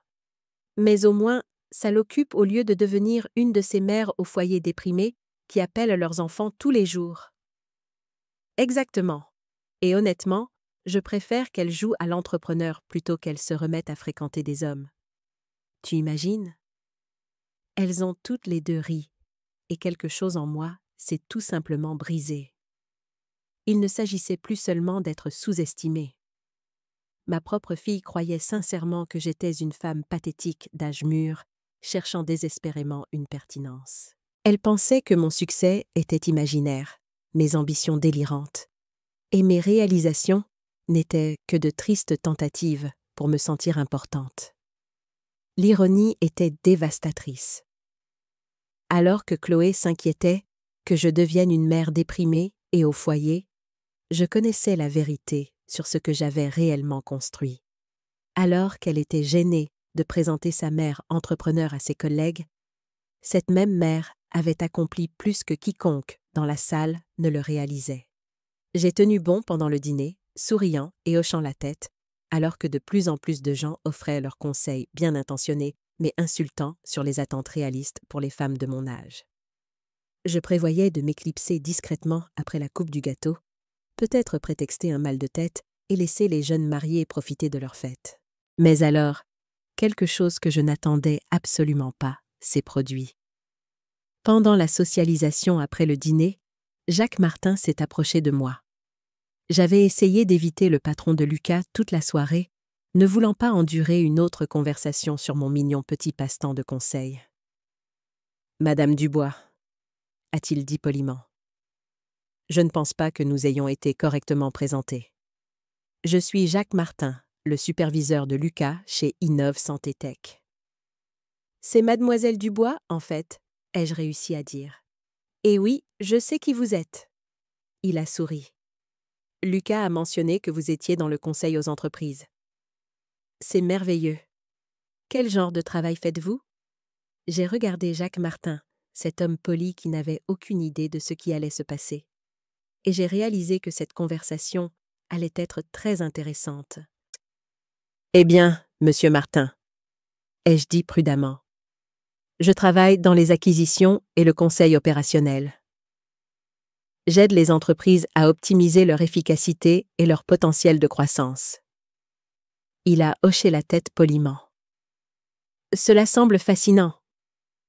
Principalement avec de petites entreprises locales, j'imagine. » En fait, je me concentre sur les entreprises de taille moyenne du secteur technologique, ai-je répondu. Des entreprises qui sont prêtes à se développer, mais qui ont besoin de conseils stratégiques et d'investissements en capital. Ses sourcils se sont légèrement haussés. Vraiment? C'est assez spécialisé. Depuis combien de temps êtes-vous dans ce domaine? Environ 2 ans. Sérieusement, bien que je m'y prépare depuis des décennies. Impressionnant, a-t-il dit, bien que je puisse dire qu'il pensait toujours que je parlais d'affaires beaucoup plus petites que celles que je gérais réellement. Avez-vous travaillé avec des entreprises que je pourrais connaître? J'ai fait une pause. C'était le moment où je pouvais soit continuer à esquiver, soit être honnête. Après tout ce qui s'était passé ce soir, j'en avais assez de me cacher. En fait, oui, ai-je dit, le regardant droit dans les yeux. J'ai récemment finalisé l'acquisition d'Innov Santé Tech. Le changement dans son expression a été immédiat et spectaculaire. Son sourire poli s'est figé, puis s'est lentement estompé tandis que ses yeux s'écarquillaient. Innov Santé Tech, a-t-il répété prudemment. Oui, l'acquisition a été finalisée il y a environ 3 mois. Il m'a regardé fixement pendant un long moment et j'ai vu les pièces du puzzle s'assembler dans son esprit. Attendez une minute, a-t-il dit, sa voix baissant presque à un murmure. Innov Santé Tech a été acquise par HE Entreprises. Il parlait plus à lui-même qu'à moi. Vous ne seriez pas... Je suis Hélène Dubois, ai-je confirmé calmement. Oui. La couleur a quitté son visage. Vous êtes le H Dubois. Le H Dubois qui a acquis Innov Santé. C'est bien moi. Il a failli laisser tomber son verre de champagne. Oh mon Dieu! Oh mon... Je n'en avais aucune idée. Je veux dire, quand Lucas a dit que sa belle-mère était dans le conseil, je n'aurais jamais imaginé... Il bégayait maintenant, complètement décontenancé. Mademoiselle Dubois, je suis vraiment désolée. Si j'avais su... Ce n'est rien, monsieur Martin, ai-je dit. Je garde délibérément un profil bas. Mais il n'allait pas bien. Il paniquait clairement, passant sa main dans ses cheveux. Madame, je dois m'excuser pour... Eh bien, pour toute cette soirée, la façon dont les gens vous ont parlé, vous ont traité comme... Il a regardé autour de la pièce où les gens faisaient encore des blagues sur mon entreprise de passe-temps. C'est mortifiant. Monsieur Martin, s'il vous plaît, ne vous inquiétez pas, l'ai-je assuré. J'ai choisi de ne corriger personne. Mais vous n'auriez pas dû avoir à le faire, a-t-il insisté. Réalisez-vous que la moitié des gens dans cette pièce travaillent pour des entreprises de votre portefeuille? Il a fait un geste autour de nous, sa voix s'élevant légèrement avec incrédulité. La façon dont ils ont parlé de votre petite entreprise de conseil, alors que vous possédez littéralement... Il s'est arrêté, secouant la tête avec incrédulité. C'est à ce moment-là que j'ai réalisé qu'il avait raison. En regardant autour de la pièce, je pouvais voir des cadres de 3 entreprises différentes que j'avais acquises au cours de la dernière année. Ils m'avaient tous traité comme une gentille vieille dame délirante qui jouait aux affaires. « Monsieur Martin, ai-je dit doucement, je ne veux vraiment pas faire de scène. C'est le jour du mariage de ma fille. » Mais il était trop choqué pour laisser tomber. « Madame, avec tout le respect que je vous dois, les gens doivent savoir. La façon dont votre propre famille a été... » Il a baissé la voix. « Je veux dire, ont-ils la moindre idée de ce que vous avez accompli? » « Non, ai-je admis. Ils ne le savent pas. » Il m'a regardé avec incrédulité. « Votre fille ne sait pas que sa mère est l'une des entrepreneurs les plus prospères de notre secteur? Elle pense que j'ai une petite entreprise de conseil qui aide les boutiques locales avec leur paperasse. »« Les boutiques locales ?» Sa voix s'est légèrement élevée, puis il s'est repris et l'a baissée à nouveau. « Mademoiselle Dubois, vous avez acquis 6 entreprises en 18 mois. Vous gérez un portefeuille de 50 millions d'euros. Vous n'êtes pas seulement prospère, vous êtes une puissance dans le secteur. » Je pouvais voir d'autres personnes commencer à remarquer notre conversation intense. Lucas nous regardait avec une expression curieuse, se demandant probablement pourquoi son patron parlait si sérieusement avec sa belle-mère entrepreneur amatrice. « Monsieur Martin, s'il vous plaît ?» ai-je dit, me sentant de plus en plus mal à l'aise. Je ne veux vraiment pas détourner l'attention de Chloé et Lucas ce soir. Mais je pouvais voir la lutte interne sur son visage. En tant que professionnel, il était clairement horrifié par la façon dont j'avais été traité. En tant que personne travaillant dans un secteur où la réputation et le respect comptaient énormément, il ne supportait pas de me voir rejeté et moqué. Je comprends votre préoccupation pour votre fille, a-t-il finalement dit. Mais, mademoiselle Dubois, ce qui se passe ici n'est pas juste. Ces gens ne vous doivent pas seulement le respect en tant que personne. Ils vous doivent le respect en tant que leur patronne. Leur patronne? Ai-je répété, bien que je sache exactement ce qu'il voulait dire. Lucas travaille pour Innov Santé Tech, que vous possédez maintenant. Les Lemoine là-bas. Il a hoché la tête en direction de Sandra Lemoine et de son mari. Il travaille en fait pour Quantum Solutions. Vous avez acquis cela en janvier, le couple Moreau, Data Flow Systems. C'était votre acquisition de mars. Il a fait un geste dans la pièce. La moitié des chèques de paie de ces gens proviennent finalement d'entreprises que vous contrôlez et ils font des blagues sur votre crise de la quarantaine. J'ai ressenti un étrange mélange de justification et de tristesse. C'était la preuve que j'avais construit quelque chose de significatif. Quelque chose qui comptait, mais cela soulignait aussi à quel point ma propre famille m'avait complètement mal jugé et sous-estimé. Ce qui est vraiment dérangeant, a poursuivi Martin, c'est que le discours de votre fille s'est essentiellement moqué de vous pour avoir des ambitions commerciales irréalistes. Mais vous n'avez pas du tout été irréaliste. Vous avez eu un succès incroyable. Elle ne le sait tout simplement pas. Lucas nous regardait définitivement maintenant, et il a commencé à s'approcher. « Tout va bien ici ?» a-t-il demandé avec un sourire légèrement nerveux. Vous deux semblez avoir une conversation assez intense. Martin m'a regardé, demandant clairement la permission avec ses yeux. J'ai légèrement hoché la tête. J'en avais assez de me cacher. « Lucas, » a dit Martin prudemment. J'étais juste en train d'en apprendre davantage sur l'entreprise de conseil de votre belle-mère. « Oh, ça !» a dit Lucas avec un petit rire méprisant. Oui, Hélène s'essaie au monde des affaires. C'est assez mignon la façon dont elle prend ça au sérieux. Le regard d'horreur qui a traversé le visage de Martin était presque comique. Mignon, a-t-il répété. Eh bien, vous savez ce que c'est quand les gens repartent de zéro plus tard dans la vie, a poursuivi Lucas, inconscient de la tension. Il faut les encourager, même si leurs objectifs sont un peu optimistes. Il m'a tapoté l'épaule avec condescendance. Mais nous soutenons la petite entreprise d'Hélène, n'est-ce pas, maman? Martin a regardé Lucas comme s'il venait de voir quelqu'un insulter le président en face de lui sans réaliser à qui il parlait. Lucas, a dit Martin lentement. Je ne pense pas que vous compreniez à qui vous parlez. Que voulez-vous dire? Lucas avait l'air confus. Martin m'a regardé une dernière fois et je lui ai fait un autre petit signe de tête. Le pot aux roses était sur le point d'être découvert. Votre belle-mère ne joue pas aux affaires, Lucas, a dit Martin, sa voix prenant une nouvelle autorité. Elle est les affaires.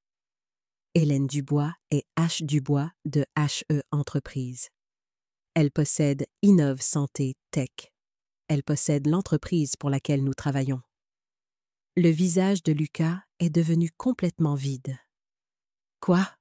Ce n'est pas une petite consultante qui aide les boutiques locales. Elle a acquis 6 grandes entreprises au cours des 18 derniers mois, y compris la nôtre. Lucas, votre belle-mère est la patronne de votre patron. Le moment où le cerveau de Lucas a finalement traité ce que Martin disait a été comme regarder quelqu'un se faire heurter par un camion au ralenti. Sa bouche s'est ouverte et fermée plusieurs fois, mais aucun son n'en est sorti.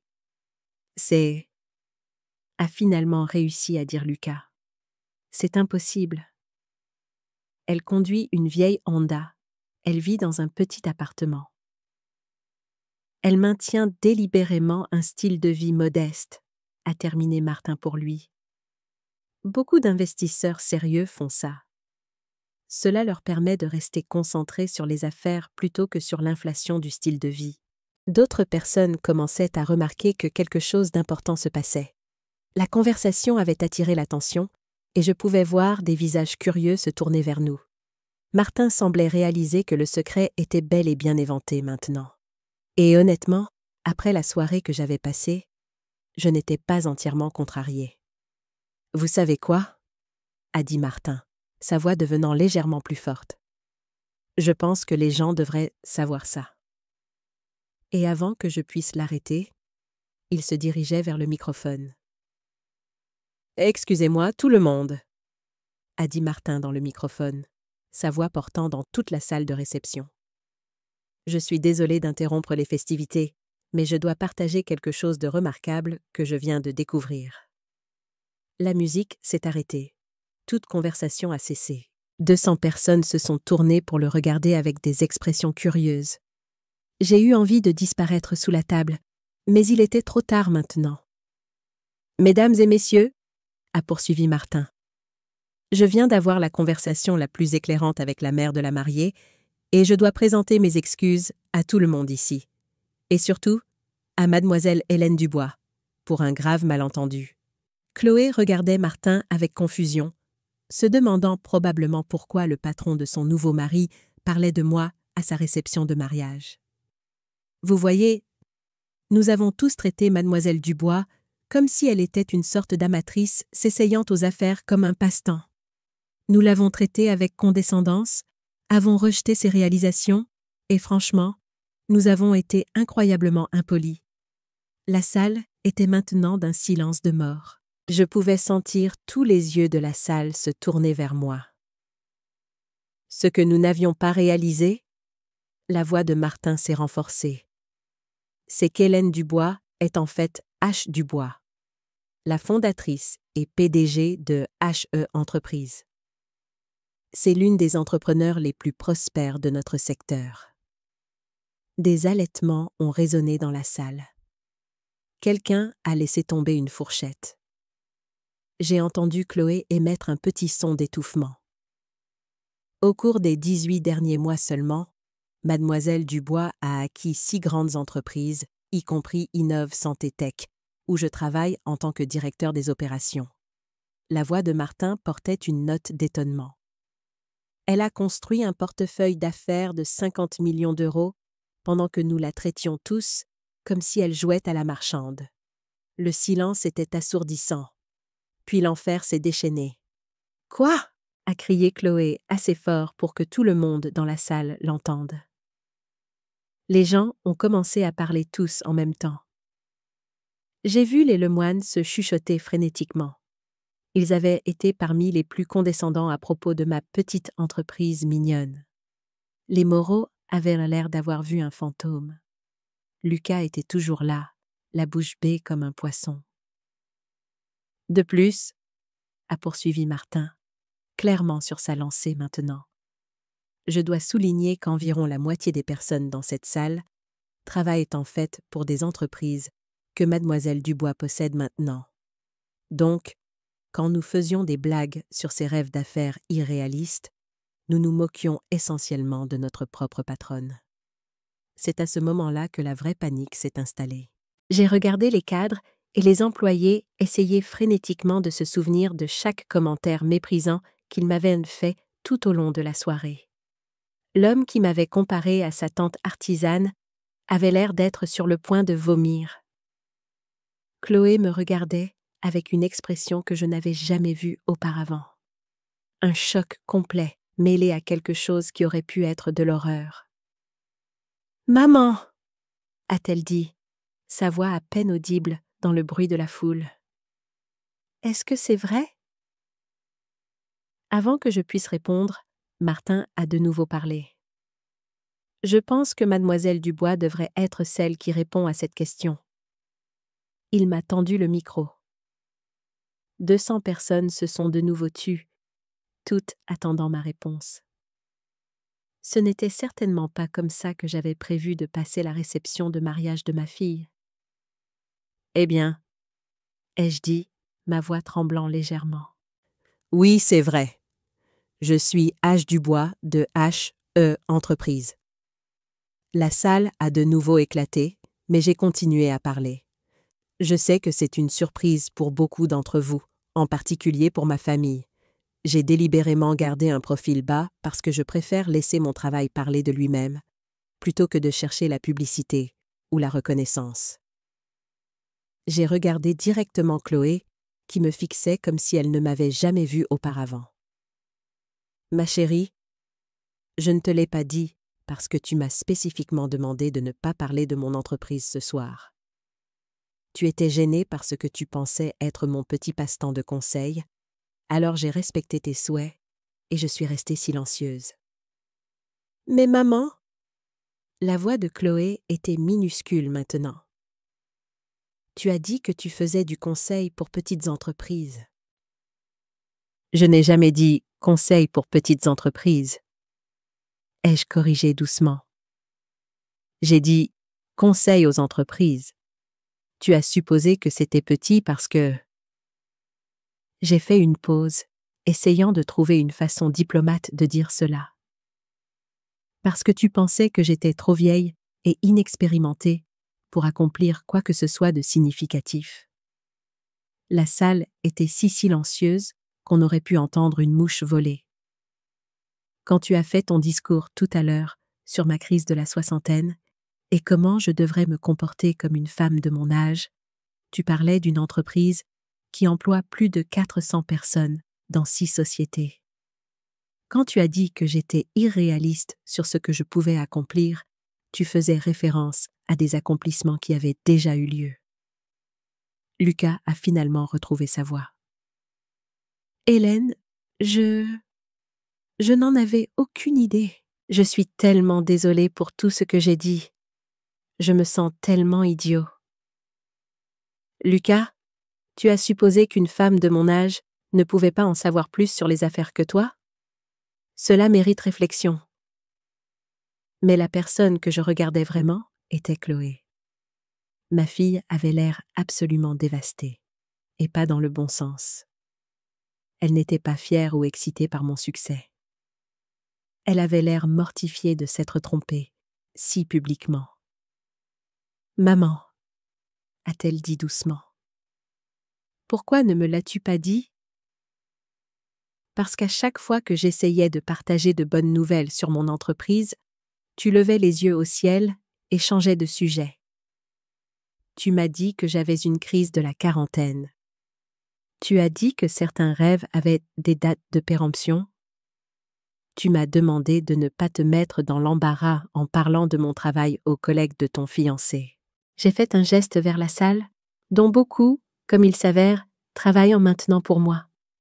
Les implications de cela commençaient à faire leur chemin dans la salle.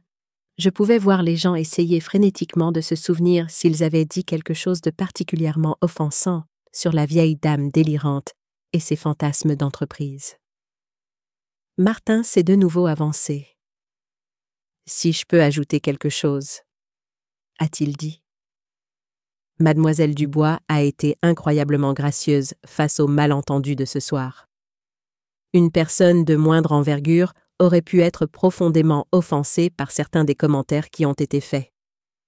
Sarah, qui avait tout commencé avec son discours sur ma crise de la soixantaine, avait l'air de vouloir disparaître à travers le sol. Mais ce que je trouve le plus impressionnant, a poursuivi Martin, c'est que mademoiselle Dubois était prête à endurer la moquerie publique plutôt que de voler la vedette au mariage de sa fille avec la nouvelle de son succès commercial. Cela montre un caractère remarquable et un amour pour sa famille. Maintenant, Chloé avait vraiment l'air d'être sur le point de pleurer, mais pas de bonheur. Alors, ai-je dit dans le micro, « J'espère que vous me pardonnerez tous cette révélation dramatique. Ce n'est pas ainsi que j'avais prévu de passer la soirée, mais parfois, la vérité a une façon de se manifester. » J'ai regardé Chloé avec tout l'amour que je pouvais rassembler. Et maintenant, revenons à la célébration de ce magnifique couple et de leur avenir ensemble. J'ai rendu le micro à Martin et je me suis assise. La salle est progressivement revenue à des niveaux de conversation normaux, mais tout avait changé. Les gens qui m'avaient traité avec condescendance toute la soirée s'approchait maintenant avec des attitudes très différentes. « Mademoiselle Dubois », a dit l'homme qui m'avait comparé à sa tante artisane. « Je vous dois d'énormes excuses. Je n'en avais aucune idée. Je veux dire, si j'avais su… »« Ce n'est rien, » lui ai-je dit. « Vraiment. » Mais ce n'était rien pour Chloé. Alors que la soirée touchait à sa fin, je pouvais la voir lutter avec la réalité de combien elle s'était trompée sur sa propre mère. Quand elle s'est finalement approchée de moi, ses yeux étaient rouges. « Maman, je ne sais pas quoi dire. Je me sens terriblement mal pour tout. Le discours, la façon dont j'ai traité ton travail, tout. Chloé, ma chérie, c'est le jour de ton mariage. Ne laissons pas cela le gâcher. Mais j'ai été si horrible avec toi devant tout le monde, et tu es restée assise là à tout encaisser parce que tu ne voulais pas gâcher ma journée. » Elle pleurait maintenant. Quel genre de fille cela fait-il de moi? J'ai pris une profonde inspiration. Le genre qui était plus préoccupé d'être embarrassé par moi que de comprendre qui j'étais vraiment. « Chloé, tu t'es levée devant 200 personnes et tu t'es moquée de moi parce que je refusais de me comporter comme une femme de mon âge. Tu as dit à tout le monde que mes rêves avaient des dates de péremption. Ce n'est pas juste une erreur. C'est cruel. » J'ai gardé ma voix stable, mais ferme. « Tu ne t'es pas seulement trompée sur les faits. Tu étais prête à m'humilier publiquement plutôt que de me soutenir. Nous avons beaucoup de choses à régler avant que les choses puissent redevenir normales. » Alors que Lucas et Chloé partaient nier pour leur lune de miel le lendemain matin, je savais que cette révélation allait changer considérablement la dynamique de notre famille. Mais peut-être que ce n'était pas entièrement une mauvaise chose. Après tout, j'avais 60 ans, et j'avais enfin arrêté de laisser les autres me dire ce que j'étais trop vieille pour accomplir. 3 semaines après le mariage, Chloé et Lucas sont revenus de leur lune de miel aux Maldives. Je leur avais laissé de l'espace, ne les appelant ni ne leur envoyant de SMS, sauf pour confirmer qu'ils étaient bien arrivés. Je savais que nous devions parler, mais je voulais que cela se fasse sur un terrain neutre, lorsque les émotions ne seraient pas si vives. Chloé a appelé le lendemain de leur retour. « Maman !» Sa voix semblait petite au téléphone. « On peut se voir pour un café ou quelque chose? Je pense qu'on a besoin de parler. »« J'aimerais beaucoup, » ai-je dit. « Que dirais-tu du café des artistes demain à 11h? »« Parfait. Et maman? Je suis vraiment désolée. »« Je sais. On en parlera demain. » Je suis arrivée au café en avance, choisissant une table tranquille dans un coin. J'avais passé les 3 semaines depuis le mariage à réfléchir attentivement à ma relation avec ma fille. La blessure était toujours là, mais j'avais eu assez de temps pour traiter mes émotions et décider de ce que je voulais dire. Chloé est arrivée, l'air nerveuse. Elle portait des vêtements décontractés, un jean et un pull, pas sa tenue professionnelle habituelle soigneusement choisie.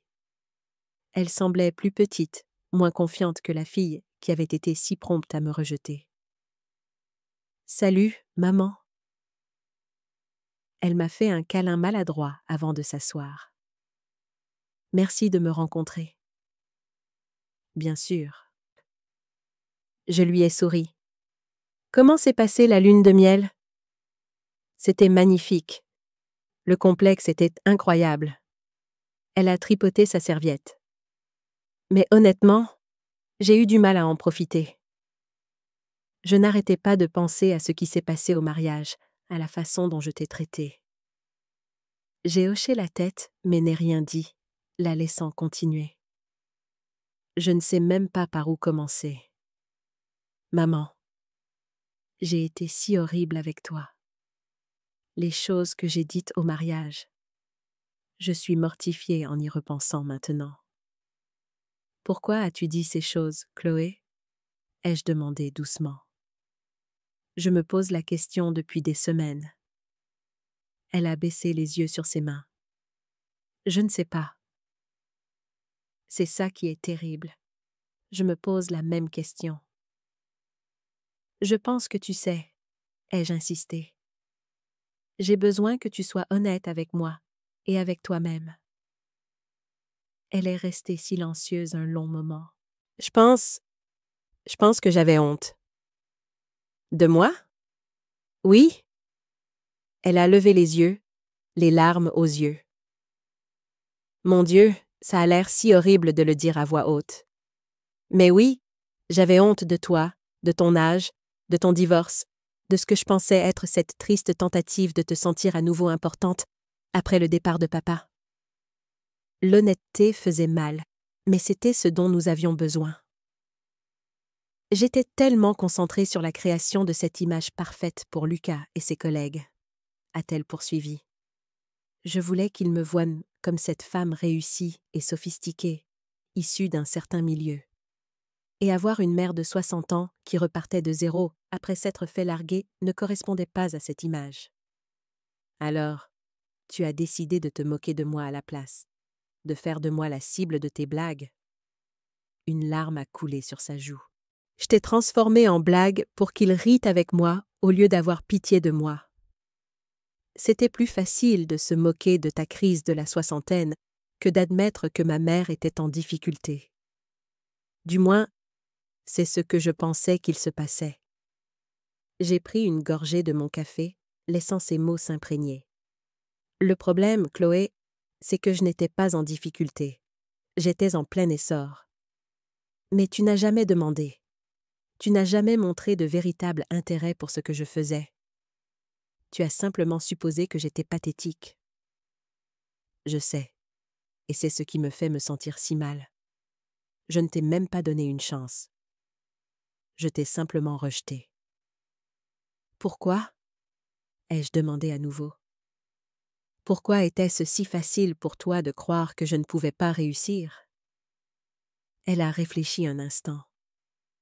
Je pense que c'est parce que tu as toujours été juste maman pour moi. La personne qui travaillait comme responsable de bureau, qui préparait le dîner et aidait aux devoirs. Je ne t'ai jamais vu comme quelqu'un d'ambitieux ou de puissant. Et puis, quand papa est parti et que tu as été si blessé, je suppose que j'ai juste décidé que tu étais diminué d'une manière ou d'une autre. Diminué, ai-je répété? Parce que j'étais plus âgée? Parce que j'étais divorcée? Les deux, je suppose. Et parce que je ne t'avais jamais vue comme une femme d'affaires auparavant. Cela semblait tellement hors de caractère.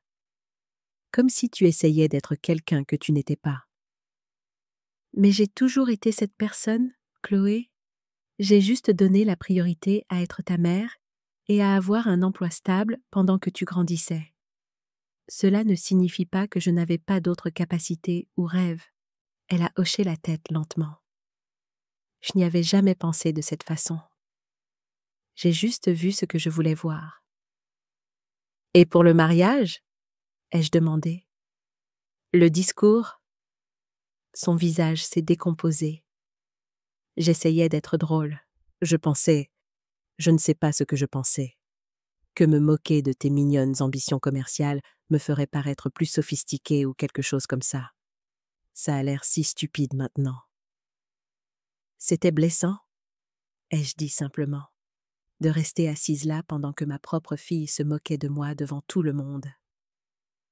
Je sais, je suis tellement, tellement désolée, a-t-elle essuyé ses larmes.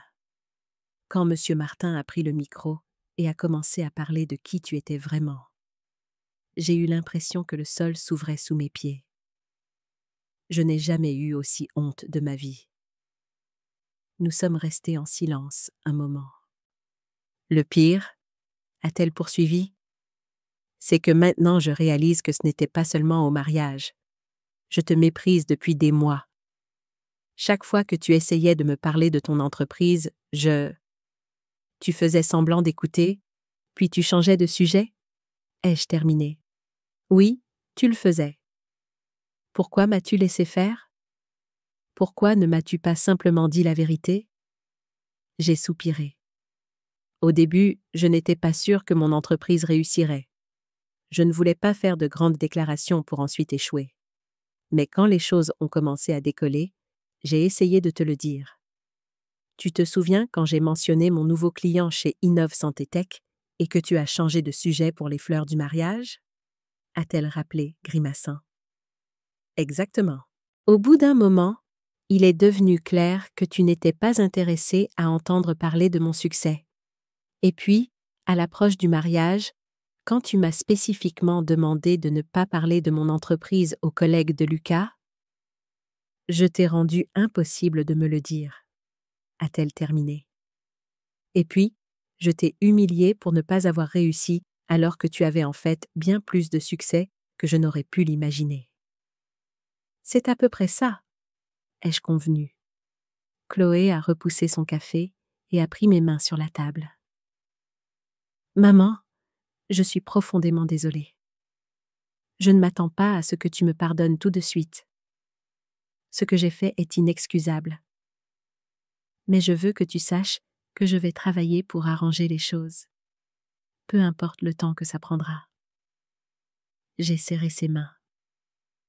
J'apprécie ça. Et je te pardonne, Chloé. Mais le pardon ne signifie pas que tout redevient immédiatement normal. La confiance a été brisée et il faudra du temps pour la reconstruire. Je comprends. Que puis-je faire? D'abord, je pense que nous devons aborder des problèmes plus profonds. Le fait que tu aies si facilement cru que j'étais incapable de réussir à cause de mon âge. C'est un problème, Chloé. Cela montre un manque fondamental de respect pour moi en tant que personne. Elle a hoché la tête, les larmes coulant librement maintenant. Tu as raison. J'ai été aveugle à mes propres préjugés. Je n'aurais jamais traité quelqu'un d'autre de cette façon. J'aimerais que nous voyions un thérapeute familial, ai-je dit. Je pense que nous avons besoin d'une aide professionnelle pour surmonter cela. Une thérapie? Elle a semblé surprise.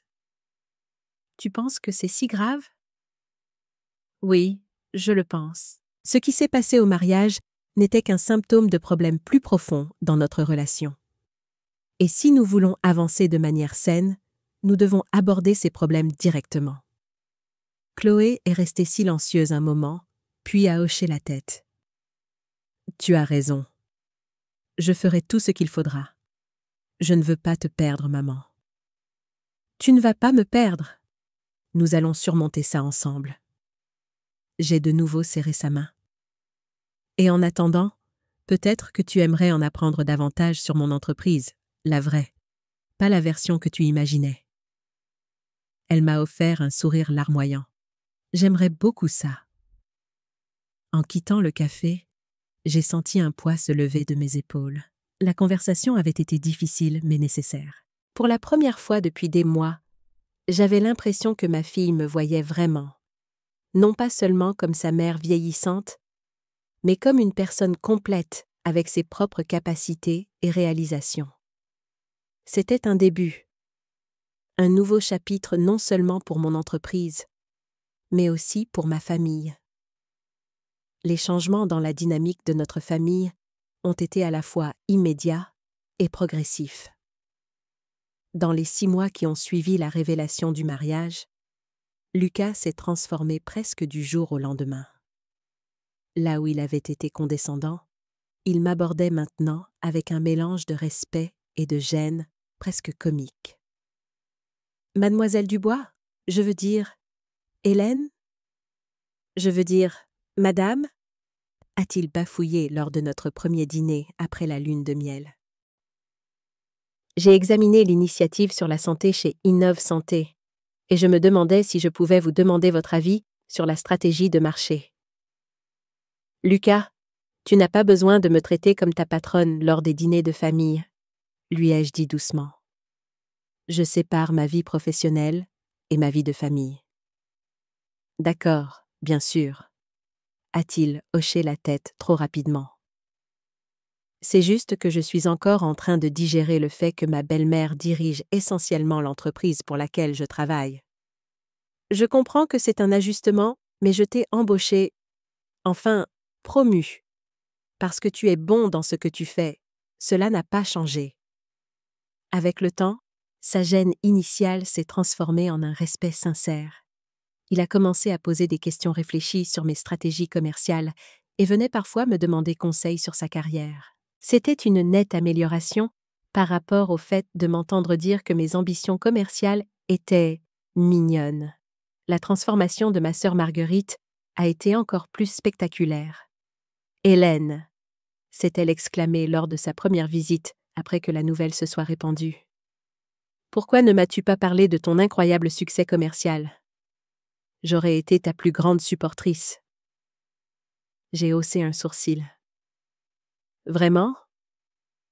La dernière fois que nous avons discuté de mon entreprise, tu m'as dit que j'avais raté ma chance il y a des décennies. » Elle a eu la grâce de paraître embarrassée. « Eh bien, j'avais clairement tort, n'est-ce pas ? Tu as prouvé à tout le monde qu'ils avaient tort. Je suis si fière de toi. » J'ai accepté son soutien nouvellement trouvé avec une pincée de sel. Marguerite avait toujours été attirée par le succès et le statut. Maintenant que j'avais les deux, elle était soudainement ma plus grande fan. C'était peu sincère, mais j'ai décidé de l'accepter gracieusement plutôt que de garder rancune. « Merci, Marguerite. Ça me touche beaucoup. » Les changements les plus significatifs et les plus difficiles ont été avec Chloé. Fidèle à sa parole, elle a suivi une thérapie familiale avec moi. Notre première séance a été maladroite et douloureuse, nous luttant toutes les deux pour articuler nos sentiments sans causer plus de tort. « J'ai l'impression de ne plus savoir qui est ma mère ?» a admis Chloé à la thérapeute, le docteur Fournier. Une femme calme d'une 50aine d'années, avec des yeux bienveillants et une manière directe. « Ou peut-être, a suggéré le docteur Fournier, découvrez-vous que votre mère est plus que le rôle limité que vous lui aviez assigné. » Chloé a grimacé. C'est une façon un peu dure de le dire. « Mais précise, a insisté le docteur Fournier. Après une longue pause, Chloé a hoché la tête. « Oui, je suppose que j'ai toujours vu maman comme juste maman, pas comme quelqu'un avec ses propres ambitions et capacités en dehors du fait d'être ma mère. » Au fil des semaines, nos séances nous ont aidés à déballer des années d'hypothèses et de schémas. Nous avons découvert que Chloé avait intériorisé les attitudes méprisantes de la société envers les femmes plus âgées, en particulier après mon divorce. « Je pense que j'avais peur, » a-t-elle admis lors de notre 4e séance. « Voir papa te quitter à 60 ans, te voir lutter avec cette perte, ça m'a fait peur. Et si ça m'arrivait un jour ? Et si je me retrouvais seule à ton âge ? » « Alors, vous vous êtes distancés, » a observé le docteur Fournier. « Vous avez créé un récit où votre mère était diminuée par l'âge et le divorce, plutôt que de reconnaître qu'elle pouvait se réinventer et prospérer. Parce que si elle ne le pouvait pas, quel espoir aurais-je eu ? » La voix de Chloé s'est brisée. C'était plus facile d'avoir pitié d'elle que d'affronter mes propres peurs. Ces révélations étaient douloureuses, mais curatives. De mon côté, j'ai dû reconnaître mon propre rôle dans nos schémas dysfonctionnels. J'ai toujours fait passer Chloé en premier, ai-je expliqué au docteur Fournier. Ses besoins, ses sentiments, son succès. Même quand elle était méprisante, je gardais le silence pour éviter de faire des vagues. « Vous avez permis son manque de respect, » a dit crûment le docteur Fournier. « C'est vrai, ai-je admis. J'étais tellement habituée à être la mère qui soutient que je ne savais pas comment exiger le respect en tant qu'individu. En dehors de la thérapie, Chloé a fait de véritables efforts pour comprendre mon entreprise. Elle a visité mon bureau, rencontré mon équipe de direction et a même assisté à une réunion du conseil d'administration en tant qu'observatrice. « Je n'arrive pas à croire que tout ça, c'est toi, » a-t-elle dit après, une admiration sincère dans la voix. « Tu es incroyable à ce jeu-là, maman. La façon dont tu as géré cette négociation était magistrale. » Son admiration était curative. Mais ce qui était encore plus important, c'était le respect grandissant que je voyais dans ses yeux. Non seulement pour mon succès commercial, mais pour moi en tant que personne. Pendant ce temps, mon entreprise continuait de prospérer. La publicité de la révélation du mariage, qui avait inévitablement fuité dans les cercles de l'industrie, a en fait ouvert de nouvelles portes. Des publications économiques m'ont contacté pour des interviews et on m'a invité à prendre la parole lors de conférences sur l'entrepreneuriat tardif. Après mûre réflexion, j'ai accepté certaines de ces opportunités. Si mon histoire pouvait inspirer d'autres femmes, en particulier les femmes plus âgées, à qui on avait dit que leur temps était passé, alors peut-être que quelque chose de bon pourrait sortir de l'expérience douloureuse du mariage. 3 des invités du mariage m'ont approché par la suite pour des contrats de conseil. Apparemment, être publiquement révélé comme une puissance des affaires était un excellent marketing. Mon portefeuille s'est élargi à 8 entreprises au bout de 6 mois, et ma valeur nette avait presque doublé. Le développement le plus inattendu est venu de Jacques Martin, qui est devenu l'un de mes cadres les plus fiables. L'homme qui avait révélé mon secret au mariage s'est avéré être un allié inestimable en affaires. Vous savez, m'a-t-il dit lors d'une réunion de stratégie, cette réception de mariage a été la chose la plus extraordinaire que j'ai jamais vue dans ma vie professionnelle. Regardez tout le monde réaliser qui vous étiez vraiment, ça n'avait pas de prix. J'ai ri. Pas exactement comme j'avais prévu de me présenter au monde des affaires. Parfois, les meilleures révélations sont imprévues, a-t-il répondu avec un sourire. En parlant de ça, j'ai quelques idées sur notre prochaine cible d'acquisition. 1 an après le mariage, nous nous sommes réunis pour un dîner de famille afin de célébrer l'anniversaire de Chloé et Lucas. J'ai reçu chez moi, dans ma nouvelle maison, pas un manoir ostentatoire, mais une maison confortable avec un beau jardin où je pouvais enfin m'adonner à mon amour longtemps réprimé pour le jardinage. La dynamique était complètement différente de celle d'il y a 1 an. Lucas a discuté des défis commerciaux avec moi comme avec un mentor respecté plutôt qu'une amatrice mignonne. Marguerite a amené son mari, qui cherchait maintenant mes conseils sur les investissements de son cabinet dentaire. Et Chloé s'était transformée d'une manière que je n'aurais pas cru possible. Après le dîner, elle m'a rejointe sur la terrasse pendant que les autres discutaient à l'intérieur. « Je pensais à l'année dernière » a-t-elle dit en sirotant son vin et en regardant le coucher de soleil. « À la façon si différente dont je te voyais alors. Nous avons parcouru un long chemin, ai-je convenu. Je lisais un article la semaine dernière sur l'agisme en milieu de travail, en particulier contre les femmes. Il y a 1 an, je n'y aurais pas prêté la moindre attention. Maintenant, je ne peux pas m'empêcher de le voir partout. » J'ai hoché la tête. C'est omniprésent. La thérapie m'a aidé à reconnaître à quel point j'avais intériorisé ces attitudes, a-t-elle poursuivi. Avec quelle facilité j'ai rejeté tes capacités à cause de ton âge. Avec quelle promptitude j'ai cru que tu ne pouvais plus avoir de valeur dans les affaires. Beaucoup de gens font cette erreur. Mais j'étais ta fille. Elle s'est tournée vers moi, son expression sérieuse. J'aurais dû être ta plus grande supportrice, pas ta plus grande sceptique. Tu me soutiens maintenant, ai-je souligné. C'est ce qui compte. Elle a souri. J'ai pensé à quelque chose. Tu te souviens que la boulangerie de Marthe était ta première cliente? Bien sûr, elle est toujours cliente. En fait, nous venons d'installer un nouveau système d'inventaire pour elle le mois dernier. Eh bien, je lui parlais hier. J'ai commencé à acheter mon pain là-bas chaque semaine et elle m'a parlé de toutes ces femmes chefs d'entreprise qui veulent travailler avec toi, mais tu es trop occupée avec les plus grandes entreprises maintenant. J'ai soupiré. C'est vrai. Je ne peux plus personnellement conseiller les petites entreprises. Les entreprises de mon portefeuille prennent tout mon temps. Et s'il y avait un moyen de les aider quand même? Chloé s'est penchée en avant, l'excitation dans les yeux. Et si nous créions un programme spécialement pour les femmes entrepreneurs de plus de 50 ans? Formation, mentorat, peut-être même des micro-investissements? Nous? Ai-je demandé, intriguée.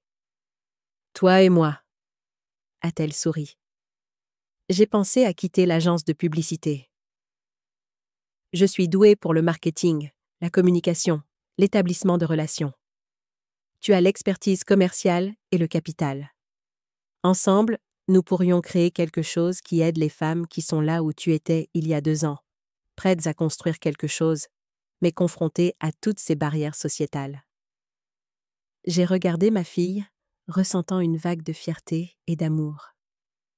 Ce n'était pas seulement une proposition commerciale, c'était sa façon de se racheter, de transformer notre expérience douloureuse en quelque chose de positif pour les autres. La Fondation Hélène Dubois pour les femmes entrepreneurs. Ai-je songé? Ça sonne bien. Alors, tu y réfléchiras? Ses yeux brillaient d'espoir. Je ferai plus qu'y réfléchir. Commençons à planifier demain. En 30 tas, j'ai réfléchi au parcours extraordinaire des 2 dernières années.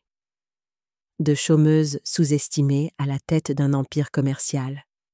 De moquée par ma propre fille à potentiellement partenaire avec elle dans une entreprise pleine de sens. Parfois, les expériences les plus douloureuses mènent à la croissance la plus profonde. Ma crise de la soixantaine, comme il l'avait appelée, s'était avérée être le début de mon chapitre le plus authentique et le plus épanouissant. De nos jours, quand les gens me posent des questions sur mon changement de carrière à 60 ans, je souris simplement et leur dis la leçon commerciale la plus importante que j'ai apprise. Ne sous-estimez jamais une femme qui a décidé qu'elle en avait assez d'être sous-estimée.